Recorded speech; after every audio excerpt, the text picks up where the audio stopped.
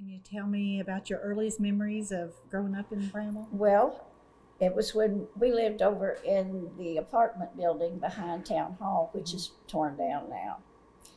And when I would go to school on Monday morning, Daddy would just be coming in from a weekend of drinking.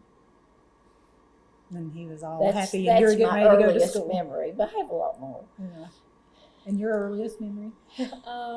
Growing up in Reservoir Holler, which is a different place than she grew up because we're several years apart in age. And just remembering that it was a safe place to grow up and a happy place to grow up, and there was so much family around. I mean, I think the fact that we actually had so much family that stayed here and lived here, and people visited more back then. I mean, it was the weekends, you went to somebody's house, you had dinner, or you played cards or whatever, or had cookouts up at Aunt Pearl's on Bramwell Hill, and corn shuckings and that kind of thing. So At people's houses, they would do corn shucking. up at Aunt Pearl's, yeah, because she had the farm up there, and we had big piles of corn, and you'd go, and everybody would shuck corn, and whoever found a red ear got, I don't know what, I never found one. But that was a prize, or you would get a prize if you some found a kind red of ear. prize. Yeah. And of Mother's sisters, there was one that didn't get out very much, and they would have lunch every week at her house. And we didn't get to come to that very much, but after we got a little older, we could go to lunch with the sisters, and they talked about all the stuff that they did up on Bramwell Mountain When they were growing Yeah, up. Mother talks about it just being so high. It had a little bucket, and they'd have to go and carry water. It was at least 2 miles. Yeah, and Pawpaw would dig coal out of their little punch mine on his way to work, and I think somewhere up on Bramwell Hill, as the road looped around, he would wave his lantern, and they could see the lantern and know that he had dug the coal, and then the kids would go with their little buckets and gather up the coal and take it back. But yes, but back to the community part, it wasn't just family that looked after you. You had your school teachers lived here. We all went to school 1 through 12 grades together, so everybody was just really close. And this town is small. Everybody knew everybody else, so you didn't have to worry about where you went. Anytime, there was always somebody that was going to be looking out for you And telling on you. and telling on you. That was always the thing. Yeah. But yeah, and the community always politically divided. That's a given. But as far as sticking together when something went wrong, or when somebody was hurt or sick, yeah, everybody came together. Politics didn't matter then. Politics did not matter then. Everybody came together and worked together. Mm-hmm. I think that the school was probably the biggest uniting thing of the whole town, because no matter what, everybody stood behind the school. And when they were first started talking about closing the school, it was, I mean, that was a big, A lot of mad big- people. yeah. And then when the school closed, of course, that was the beginning of the end of the town, I think, as with any small community, because so much depends and revolves around your school. And we had a great school. We had excellent teachers, and we all got a really good education. And then your parents and grandparents, I guess, went there too, right? Everybody went to the school. Neither one of our parents graduated from school, but Dad went through the sixth grade, and Mom through the 10th grade. But at Bramwell. Yeah. And they went to the little one-room schoolhouse up on Bramwell Bramwell Hill. But then they came down to this school too, because Mother was a nervous wreck having to go into the high school. But we had really good education. Like a lot of classes that I took in college, particularly English and creative writing and stuff like that. I had such a solid background in that from Mr. Schrader, who taught. at Bramwell that was just, it was a breeze, those classes were, and a lot of people struggled because they And maybe, your background of a Yeah. good teacher. Did you have a favorite teacher? Of course, Mr. Fletcher. He had blonde hair and blue eyes. He was so cute. He taught biology. But I'd have to say now, probably my favorite teacher was Ada B. Whitmore. And she was so strict, and she taught Mr. Schrader everything that he knew and made him such a good teacher. But we really did get a good education. But in my 4th and 5th grade, we moved up on Bramwell Hill, and I went to that one-room school. And I got a good education. I didn't have any trouble adjusting back to this Other school school. when I left up there. and David Richardson, of course, was a big favorite of everybody because he did the band and the choir, and we had really strong musical foundation from him because he didn't put up with anything. You were there to learn the stuff, and you better learn it. And don't play off pitch and don't sing off pitch. Do it right, and that's something that has served us all well into our later years. But he was your friend too. Yeah, I and mean- he made you want to do well, so he would be proud of Yeah. you. He inspired that kind of feelings in people, and Jim Schrader did too, as far as I know all about the wildflowers and all that Yeah. business, and that's thanks to him. He was an excellent teacher. So, do you remember going to the theater when you were growing up? I certainly do. My sister hates this story, but once, I guess maybe I was about 7, Mother and Daddy dropped me off at the theater, and then when they came and picked me up, we didn't have any money, and so I got with them, and Mother said, "Where did you get that gum?" And I said, "I got it from under the seat. I was going to bring some for you and Daddy, but I couldn't." Did she make you spit it out as soon as you told her that? I don't remember it. You chewed it all the way home, But she didn't should have. you? Do you remember what movies you saw or who else was there when you were?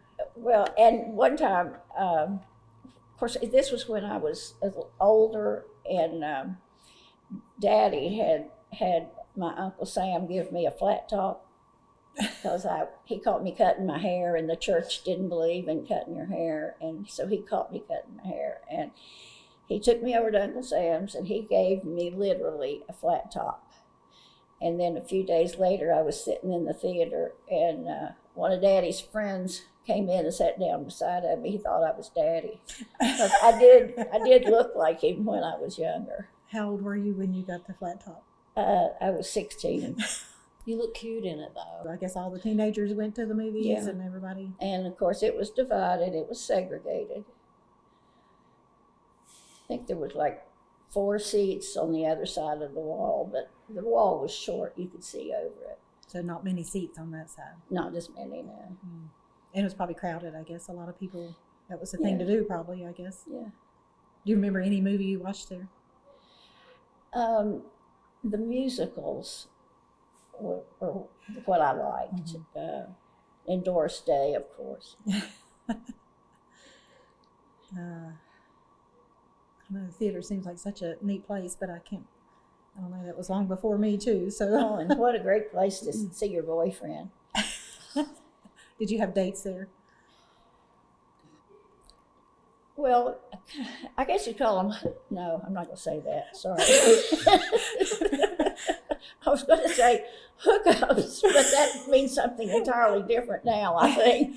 Yes. Hookups then were just friends getting together to watch the movie, so. Mom told the story that back then they had a thing called cash night, and she won $500 one night at the theater, which was great big money Yeah. back in those days.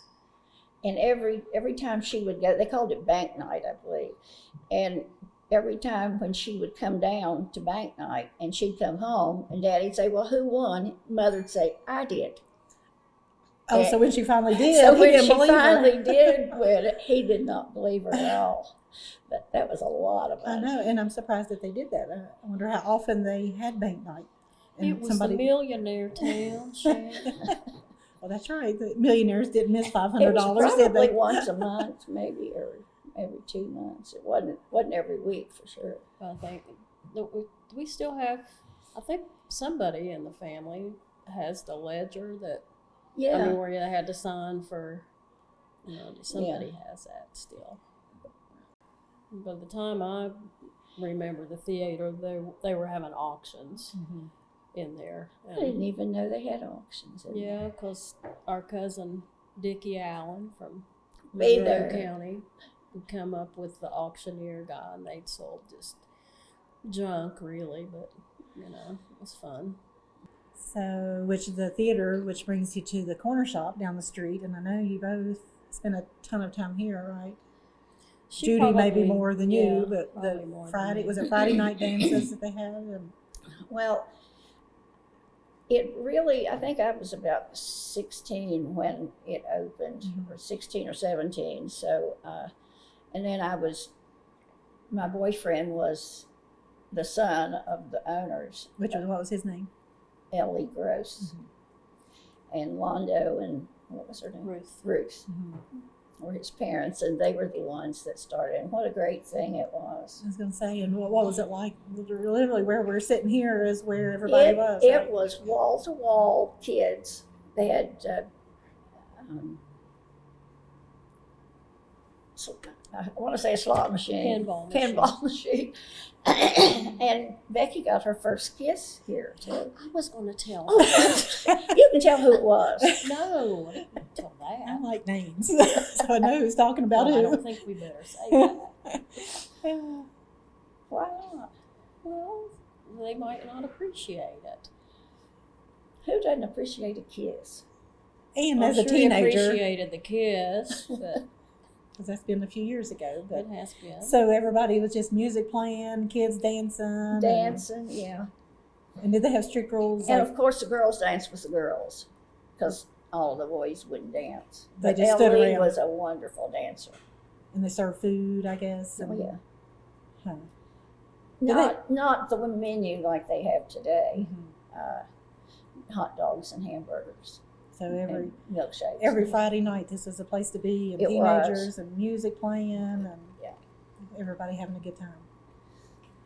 Now, see, I was never allowed to come over for the nighttime stuff, even when I was in high school. And our cousins had a band, the Chaparrals, and they would play here on the weekends a lot. But Now, who were some of the people in the Chaparrals? I've heard that name. Joe Hill, Greg Murphy, David Bowman, Nick Hill, Jack Richard Goins. That's all I remember, for sure. And they all wore white pants usually and polka dot shirts. I do remember that, but I didn't ever get to come for that. But And then by the time you were old enough, they quit right, doing they it. had already graduated high school and gone away, and there was no more band. But we came to the corner shop every day after school. We'd walk down and sit out in the front and have a cherry smash or an ammonia Coke if you had a headache, or the menstrual cramps, you could get that. An ammonia Coke. Yeah. And let's see, this I don't was think I've ever heard that before.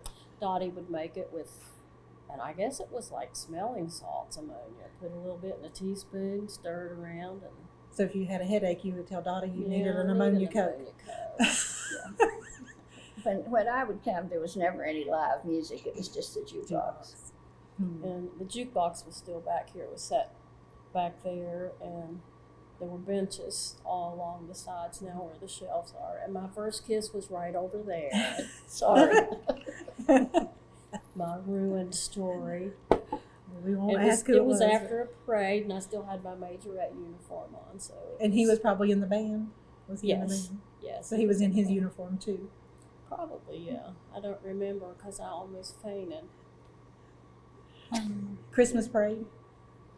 I don't know. I don't know. I don't remember that much detail, but Which is another, anybody in the band when marching on the street, and after the parade, did you get to always come in here or even practice? David Richardson, Well, did he? for actual parades, we didn't ever have one here in Bramwell that I recall. We did in Pocahontas, and we'd march in Bluefield and Princeton.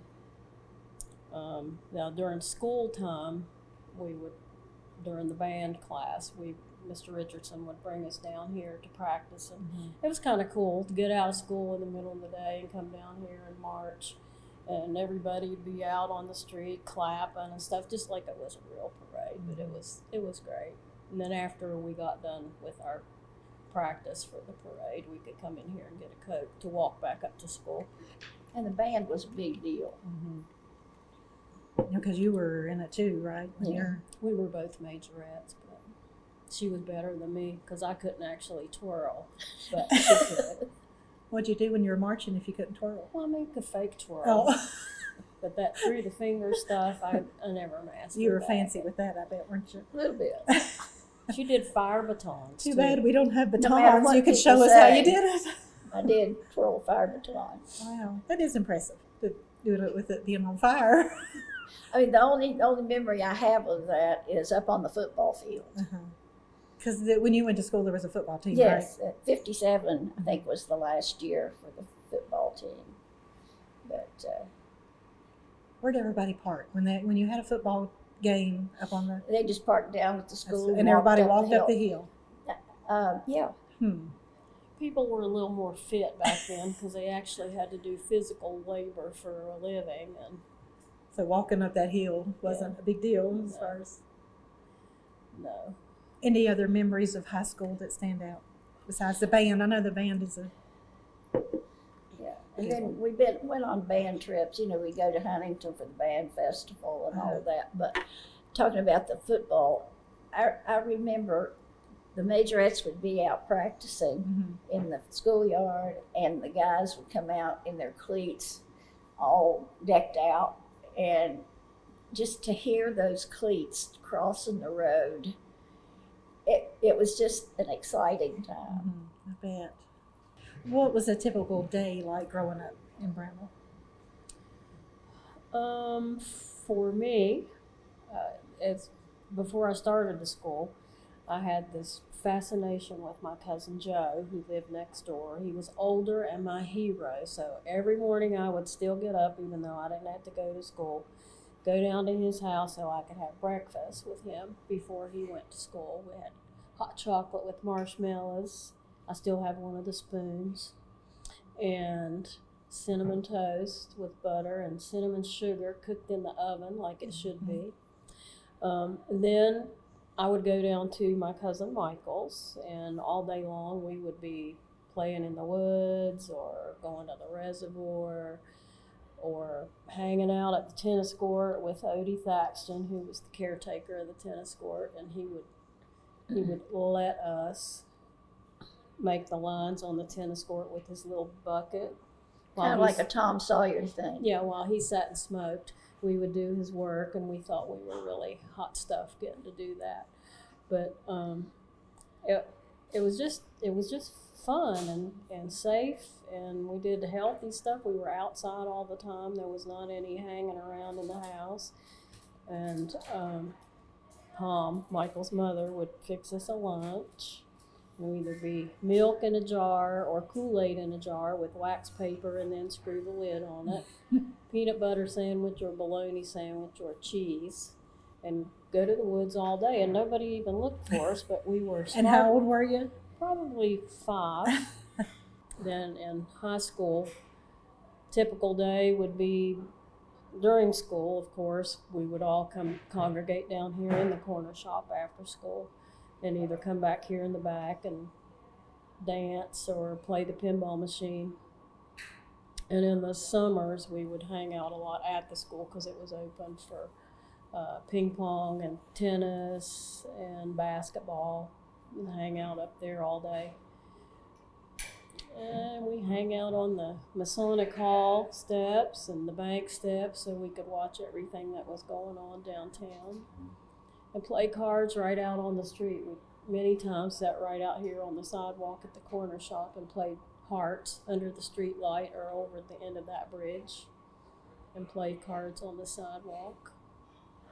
Was there a lot of stuff going on in town? People coming and going and walking, and y'all were just Yeah, a sitting lot there? of people out and probably thought we were up to no good, but we really weren't. We were good. It was a fun life, and the people that you went to school with were not just your classmates, because you didn't just see them at school. You saw them after school. We went to a lot of people, went to the same churches, so it was just a continuation thing. So actually your friends were a lot like your family. You know, I wouldn't have wanted to grow up anywhere else than here. Well, that sounds like the perfect childhood. Of course, I was older, and most of my time was spent skating and riding bicycles. We did a lot of that. Over across the bridge. You lived. I was older, and I guess Mother hadn't gotten nervous until she came along, because I could come over in town, go anywhere, and she wasn't allowed to go past the bridge. Right, I couldn't. Michael or I, either one we could not cross the bridge into town until we were like 12 or 13 at least. And you could do Unless it a lot the younger. cousins from Bluefield came down like once a week or something, and we could walk over with them because they were a little older than us, and they had money for pixie sticks and candy cigarettes and all that, so we'd come over with them and get candy at the corner. But Did you have playmates your age that lived near you? Like, I had Bill, Michael's brother. He's dead now, but we were together from daylight to dark. And Beverly too, his sister. She was 2 years younger. You know, we had thought she was a pest, but now she's very important. like Michael and I thought Wesley was a Yeah, pest. yeah. any community traditions or customs unique? Do you remember?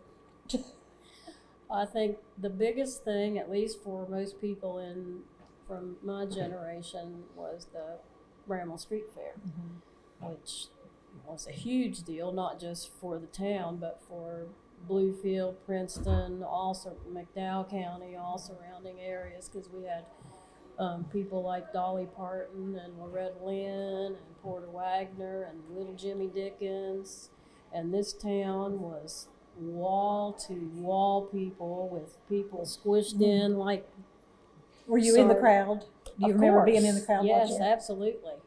absolutely. And cars were parked all the way to Freeman and all the way to Cooper's, both sides of the highway. You could not stir the people with a stick, and that was just a huge thing for this town and the area. And thank goodness for the Kiwanis Club. And your dad was a big part of that, as we all know. I think we all have lots of memories. Of course, you were, I don't remember the Dolly Parton and Loretta Lynn part, but that's why I think it's fascinating to hear. Were you here for that? Or did you not live here with them? I didn't live here, but I was here for it. Yeah. So you were in the crowd too? Did y'all get up close to Dolly Parton or Loretta Lynn or Conway or any Fairly close. I mean, Not as close as your daddy. And I not like a huge event, but I can remember when President Kennedy was campaigning in the 60s, and he came. Were you here on the street when he I was, and he was on a flatbed truck right over there at the end of the brick street, and I can remember being there and seeing him. He was so handsome. Not that I knew what handsome was at that age, but I must You have. would know him. But that was kind of a big deal. That stands out for something cool happening here. The ball games were a big deal, especially when we played Pocahontas. That was blood and guts. I mean, seriously, there was always a fight after the game. I think our biggest rival, I guess, we got more fights with Matoka than any other school, which was kind of uncomfortable because our cousin Joe Allen was the coach at Matoka back then. But And do you remember when the flood Oh, when the yeah. whole town flooded? I do. I guess I was a senior in high school, and Reverend Roberts and my boyfriend at the time, L.E. Gross, we all lived on the other side of that bridge, and we were over here. And the water was up in the street.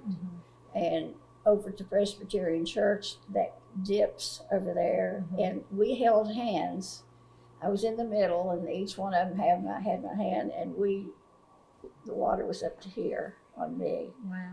They were a little taller, but it could have ended badly, but we got across. But it took some. Do you remember doing. seeing other people in town out in the water? And what was everybody else doing, I wonder? It was in the street. I mean, you So I couldn't. guess everybody was And looking out their windows at it. Yeah. Or, Well, and people had to ride, but like canoes or whatever on the streets. Because I've seen it was- pictures of that, but I didn't see it at the time. I was just in a hurry to get home. yeah, I'd say. And this was 57, right? Can you tell me about any notable figures from the town past? Anybody that stands out that you remember? The person that I remember most is Dr. Newbold, who I think was of the Newbold Bryant Pharmacy that we're in right now. He lived down at the end of Brick Street in the house on the right, and always just the perfect gentleman. He always had on a suit, a tie, and a hat, and he would meet you on the street even if you were a little kid. If you were a female, he would tip his hat, and I remember that so well. I just thought he was kind of a neat fellow. And he wrote a couple of songs too. Yes, he did, and he wrote poetry. And he had a beautiful flower garden down there. They have a dog. He did have a dog named Satan that he got from Jones Call, who lived up Reservoir Holler, up past where we lived. He loved that dog. And he gave out hot dogs with chili on them for Halloween one year, and then another year he gave out quarters. So I remember that. Yeah, hot dogs for Halloween. That's kind of generous. Those guys. We See. went back more than once. And he probably gave everybody, no matter how Yes. many times you came back. Well, we're almost like two separate generations. I know, yeah. Because of the age difference. So Anybody that stands out to you that you remember?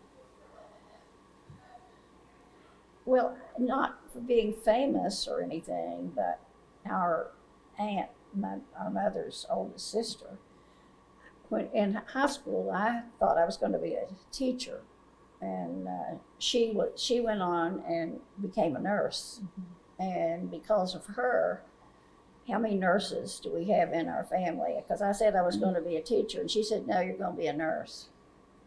So. Yeah, and back then choices for girls were very limited. Yeah. Nurse, teacher, or secretary. That was kind of it. But there's me, you, And Polly works in a doctor's office. yeah, she was a big influence. What aspects of the town's culture or history do you think are important to preserve for future generations? Anything that you want to see move on to the next generation? I think the millionaire history certainly has to move on, because that's what we are. A lot of people that have moved here from other places, and some people probably who were raised here they're like, don't bring that up. But that's what we're known for, to have more millionaires per capita than any other town in the United States during that time period. And that even though we certainly weren't millionaires, and no one in our immediate family were part of the millionaire scene, we still kind of always felt rich, or and they made us feel that way too. Not that I was too young certainly to know any of them personally, but I don't want to say their traditions, their aura or their airs still passed on down. Because when we would go to the Bowen house when we were teenagers and swim in the pool, and they had Miss Evelyn, who was the maid up there, and she would bring us down homemade cookies and stuff to the pool. Well, we just thought we were top dog. And everybody, all the big houses, going in there and you see how grand they were. And of course, sometimes it made me want to go home and set my house on fire. But we all felt like they belonged to us. And for that reason, we thought we were millionaires even when we weren't. And of course, that was our school mascot too, which was everything. The school was everything. But And my husband would come here with me, of course, and he said that he had never seen a place like this, where everyone was like a family, and we came in once a year and had a homecoming, and it was just like a family reunion. And if someone didn't show up one year, they were missed, and everyone noticed. But he said he'd just never seen anything like the closeness that all of us have, no matter what year you graduated. Mm-hmm. Well, I guess that's one of the celebrations that we missed too, this Millionaire Homecoming. And there weren't any class divisions, like if I was in the 6th grade when this person was an adult and well into working years. On that homecoming weekend, it was just the class of Bramwell High School. It didn't matter what year you graduated or how old you were or anything else. Everybody was just, there's a closeness here that you don't find a lot of places.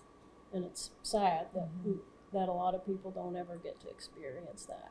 Yeah, I feel like we kind of take it for granted when I was younger, what we did have that was so special. But now as I get older, I realize. And I've lived in Florida and Indiana. I know big places, but I did come home again, and I just feel so safe here. And I can't tell you the number of times I've gotten up in the morning and my keys are in my front door. But I don't know if I'd have known it, I may have been scared. But it's just a great place to live. Which kind of, looking back, what makes you most proud of the town? Which that kind of. Yeah, I think that's something that we can be proud of, is the way mostly everybody gets along. Maybe not all the time, but we just feel like it's a special town, and that it's, for us, if it gets in your bloodstream, you're hooked, and there's no place like it, and it's magical. One other event that we want to mention is the home tours, and I think you can probably speak to that better than because I just sing. Well, the home tours were started how many years ago? 1983. Yeah, and by the Women's Club or Garden Club. Garden Club. And then I can't remember when the Bramwell Theater Corporation took it over, but I usually sell tickets. And Sharon sells with me now, but Mary Kay and I did it for umpteen years. And one evening we were over there, and this guy was kind of hanging around, and I thought, oh my God, we're going to be robbed. And he finally came over to the table, and he said, I don't think that you people really know what you have here. And he started describing the feeling that he had when he came down past the school and around the turn and saw the town for the first time with the luminaries and all the decorations. He said he's just never seen anything like it. It was like a mystical land. And he didn't rob us. If nobody had ever heard of Bramwell, is there anything else you want to add? Or anybody that talks to us, I don't care where they're from, they're going to hear about Bramwell. I know. That's what. But so many people, when you mention the name, they've heard of it. And they know the story of all the millionaires. You just have to hear the words Bramwell Millionaires, and it makes everything better, doesn't it? Yes, yes it does.